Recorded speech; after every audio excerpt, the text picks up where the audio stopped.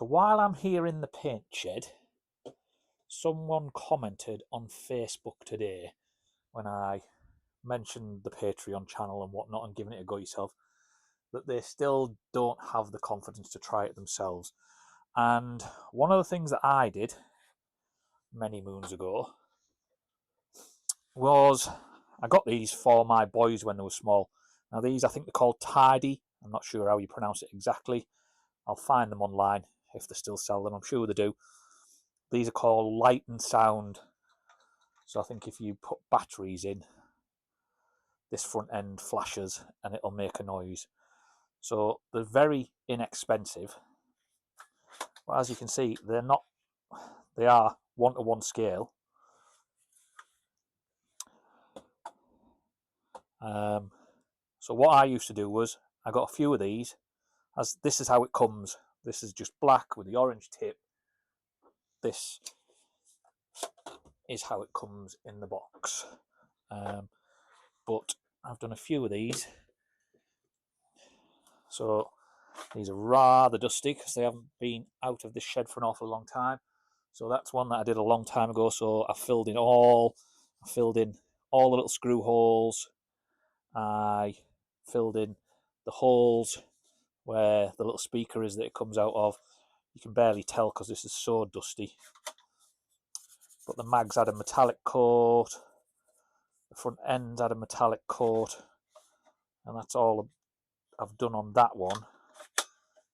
But still pretty cool. The kids used to love playing with it. And then each of them had... The only thing with them is this back end is notoriously... It's a weak spot that breaks really easy.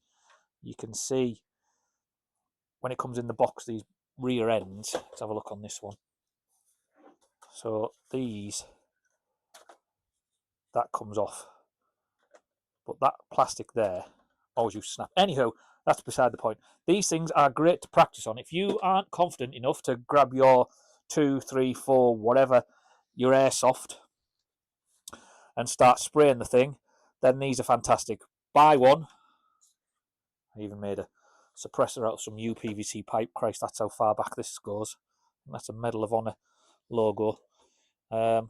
So, like that, I've just finished. I'm in the middle of now for someone on their very expensive airsoft gun, this mesh pattern. So I did that on that one for one of the boys, and back in the day everyone was Cryptek Barmy. So one of the other boys got that one. Again, you can see they don't last, but they loved them, and they were just great things to practice on. They were only light, they're only plastic, they're only very inexpensive. They're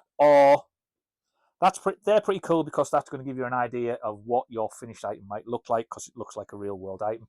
The other thing that's great to practice on, the wife got this from a charity shop. Just go on Facebook Marketplace. There's always people selling off Nerf guns or Nerf bundles. You'll pick them up for next to nothing. Another great way to just practice doing those preparation phases, stripping these down, cleaning them, buffing them, scouring the surface, priming them, painting them, weathering them, and in the end, if it goes according to plan, which it should do, you will end up with a pretty cool blaster that either you can stick on the wall, give to your kids, sell it. That's how I started. That's how all this airsoft stuff came about. I started spraying the kids' Nerfs just for fun. Then I saw people selling them. I started selling them. Then I saw people asking, does anyone spray their airsoft? And so fast forward 10, 12 years, I'm still doing it. It keeps me out of mischief. And yeah, it's just really easy.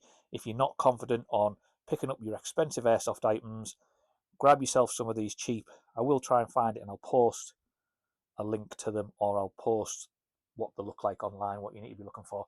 But that's just a really good alternative to getting started and practicing on.